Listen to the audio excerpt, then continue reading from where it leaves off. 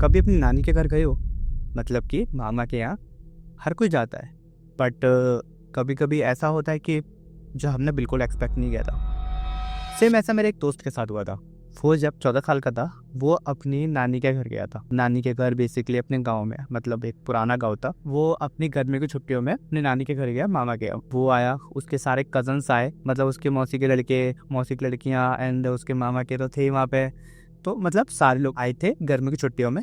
वो बहुत ज़्यादा एंजॉय कर रहे हैं। तो उनकी एक बड़ी दीदी थी, पूजा दीदी नाम से। पूजा दीदी ऐसी थी थोड़ी से, मतलब होते ना फैमिली में एक दूसरे से मतलब मजाक मस्ती करना, भूत बन के डराना सबको, सभी को। थोड़ा वो बचपना उनके अंदर था स्टार्टिंग से। बट उधर एक केस हुआ था। पूजा दीदी का घर था, मतलब मेरे दोस्त के मामा का जो घर था, उनके घर के बगल में एक हस्बैंड वाइफ रहते थे, न्यू मैरिड थे, लव मैरिज की। जो उनका हस्बैंड था वो अपनी वाइफ को खूब मारते थे विदाउट रीजन। मतलब वो होते हैं ना, अल्कोहल थोड़े एडिक्टेड होते हैं, दारू पी के खूब मारते उनको। तो लेडी थी, मतलब जो उनकी वाइफ थी, उनकी अटैचमेंट पूजा दी से थी बहुत ज़्यादा। कोई बात होती उनको बताते थे। एक दिन क्या हुआ कि उनके हस्बैंड ने कुछ कहा होगा, देन उनकी वाइफ ने आके पूजा दीदी को बता दिया। पूजा दीदी डायरेक्ट उनके हस्बैंड से बोलने चली गई। उस आदमी ने अपनी वाइफ को इतना मारा एक दिन कि वो ऑन द स्पॉट खत्म हो गई। पुलिस उस हस्बैंड को ले जाती है। घर खाली सा रहता क्योंकि उनने वो घर स्टार्टिंग में खरीदा था। सुनने में आया वहाँ पे कुछ, मतलब जो वाइफ मरी थी तो उसका कुछ क्रियाक्रम सही से किया नहीं, तो वो वहीं पे रहती है।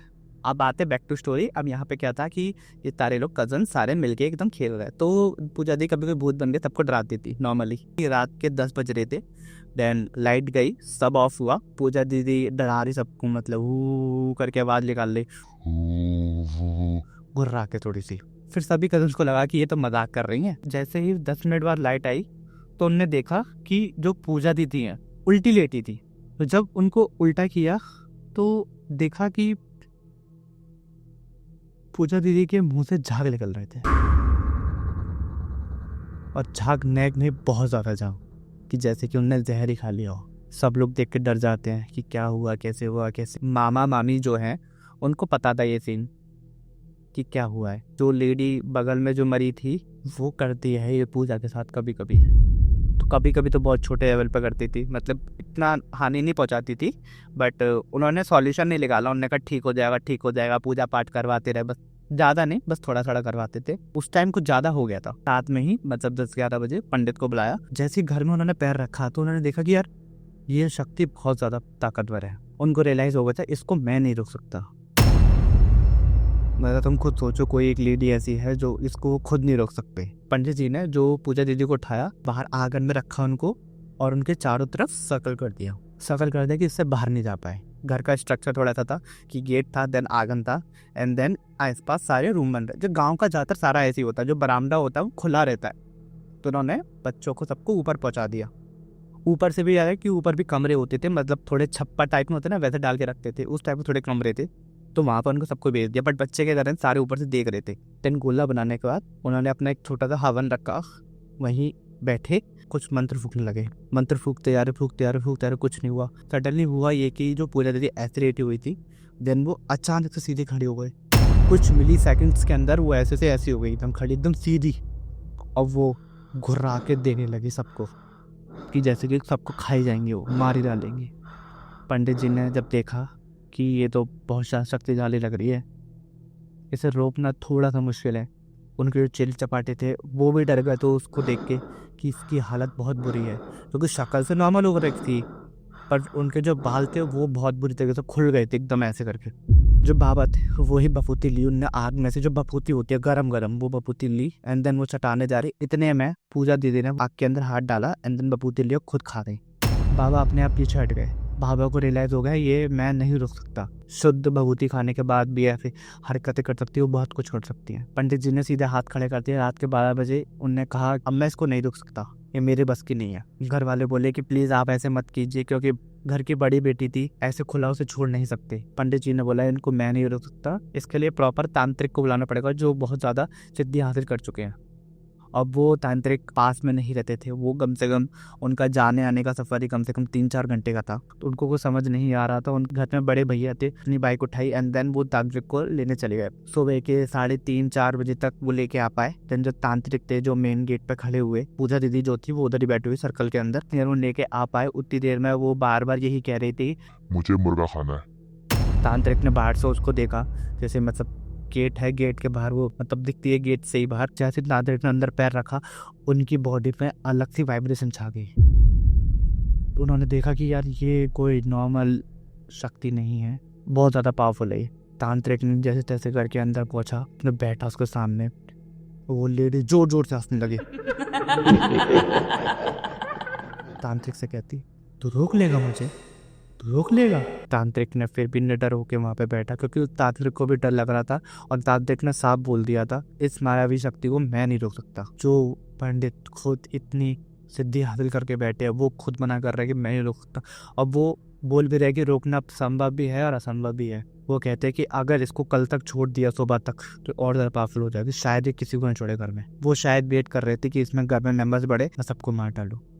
फिर घर के जो लोग थे बड़े, वो सब लोगों ने रिक्वेस्ट के तांत्रिक से, एंड देन उनके पैर भी पड़े कि इसे बचा लो प्लीज़ वगैरह। तो वो कहते उसके लिए सामग्री इकट्ठी करनी पड़ेगी तभी बच पाएगी, वरना शायद इस घर में से कोई बचे। फिर उन्होंने रात बेरात मतलब सुबह के 4 बजे से मतलब सामग्री इकट्ठी करनी चालू करी। सामग्री में बहुत सारी चीज़ें लगी थी, नारियल, इलायची, लौंग, मतलब बहुत सारी चीज़ें थी जो उनको ज़रूरत थी। कुछ चीज़ें घर में मिलेगी, कुछ चीज़ें बाहर से अरेंज करनी पड़े, तभी उनने सामग्री चालू करी। सामग्री चालू करते करते 4:30 हो गए। तांत्रिक ने बोल देता अगर 5:30 हुए, 5:30 होता ही सुबह तक बहुत ताकतवर हो जाएगी और फिर इसको रोकना मेरे लिए भी इम्पॉसिबल है। तो तांत्रिक ने दोबारा से उसके बगल में सर्कल बनाया। मंत्र चालू करने से पहले उन्होंने सारे फैमिली मेम्बर्स को बुलाया, अपने पास खड़ा किया, उनको एक मंत्र दिया, कहा कि सब लोग इस मंत्र को याद करो, सब लोग, और हर छोटा बड़ा जो भी है वो इस मंत्र को जाप करेगा। जब तक मैं ना बोल दूं तब तक कोई नहीं रुकेगा इस मंत्र को बोलने से। घर में 12 साल का सबसे छोटा लड़का था और सबसे बड़े उसके पापा थे। सबको बोला, छोटे से बड़े मतलब 15-16 जने जो भी थे घर में, ये मंत्र कोई नहीं बोलेगा, बिल्कुल स्केप नहीं चाहिए। अगर कोई किसी ने भी स्केप करा फिर कुछ भी हो सकता है, उसकी गारंटी वो तांत्रिक नहीं ले रहे। तो वो मंत्र का उन्होंने जाप चालू किया और कम से कम आधा पौना घंटा हो गया और वो हवन होता रहा। वो लड़की पूजा दीदी उसके अंदर सर्कल में उठकर तड़पती रही इतनी देर तक, वो निकली ही नहीं। मतलब वो जो लेडी थी पूजा दीदी के अंदर घुसी हुई थी, उसके बाहर ही नहीं निकली। पंडित जी ने नारियल का गोला लेके उसको फोड़ा, उसके अंदर कुछ तो सामग्री डाली, घी डाला, हवन में डालते फिर जैसे उन्होंने अंदर राख डाली, पूजा दीदी खड़ी से एकदम अचानक से नीचे गिरी और उनके अंदर से धुआं निकल गया बाहर। तुम कुछ सोचो कि गर्म तवा है, गर्म तवे पे तुम पानी की छींटा मारो तो धुआं निकलता है ना, वैसा ही धुआं बाहर निकला। पूजा दीदी एकदम गिर गई। फिर सब शांति हो गया और घर में मतलब जो वाइब आते धीरे धीरे नॉर्मल होने लग गई। मतलब कि कुछ पहले थोड़ी डरावनी वाइब आ रही थी, घबराहट होने लग गई, बस सब नॉर्मल होने लग गया। घर में किसी की भी हिम्मत नहीं पड़ी जो पूजा जी के पास चला जाए एंड देन को उठा सके। तांत्रिक गए, उन्होंने एक हाथ से उसे उठाया ऐसे करके, देन उसकी दोनों आंखें एकदम उठा के देखी, आंखें देखी, फिर कहा कि नॉर्मल हो गई है, जाओ उसे ले जाओ। उन्होंने उठाया वहाँ पे, फिर घर के लोगों ने उसे उठाया एंड देन कमरे में रखा एंड देन लिटा दिया, सब कुछ नॉर्मल। फिर तांत्रिक जी ने कहा ये कभी भी घर में प्रवेश कर सकती है, अभी के लिए तो चली गई है। उसके लिए उन्होंने पूरे घर में, घर के पूरे बाहर एक धागा बांध कर रखा, फिर पूजा दीदी के हाथ में ही बांधा और ने कहा तांत्रिक जी ने ये धागा कभी भी नहीं उतरना चाहिए, कभी भी उतरा कभी भी कुछ भी हो सकता, कुछ भी। तो उन्होंने वो धागा आज तक बांध के रखा हुआ है। पूजा दीदी तब उसके बाद बताती थी कि उसके बाद जब भी वो बाहर जाती थी उनका कोई ना कोई पीछा तो कर रहा है, कौन है क्या है कैसे मालूम नहीं, उनका हाथ कोई ना कोई खींच रहा है। मतलब जे वाला हाथ था, ये वाला जो हाथ था उनका हाथ हर कोई खींच रहा है, नंदिया तो धागा खींच रहा है, धागा तोड़ने की कोशिश कर रहा है। मतलब वो जो साया था वो कर रहा है परेशान। ये चीज 2-3 साल तक रही, फिर सब कुछ नॉर्मल हुआ, दीदी की शादी हो गई, उनके बच्चे हो गए, सब कुछ नॉर्मल रहा, फिर कुछ कभी कोई दिक्कत नहीं आई। तो बस यही था इस वीडियो में। अगर आपको वीडियो पसंद आए तो वीडियो को लाइक करना, चैनल सब्सक्राइब करना और शेयर करना वीडियो अपने दोस्तों के साथ। मिलते हैं नेक्स्ट वीडियो में, तब तक के लिए बाय बाय।